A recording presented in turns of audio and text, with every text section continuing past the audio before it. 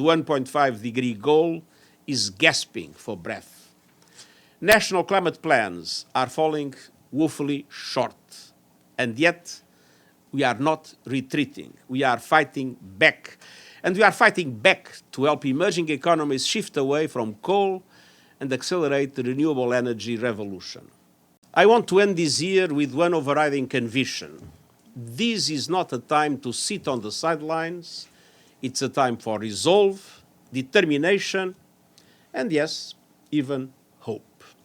Delegates at the COP15 UN Biodiversity Conference in Montreal agreed on a new global biodiversity framework. We are finally starting to forge a peace pact with nature.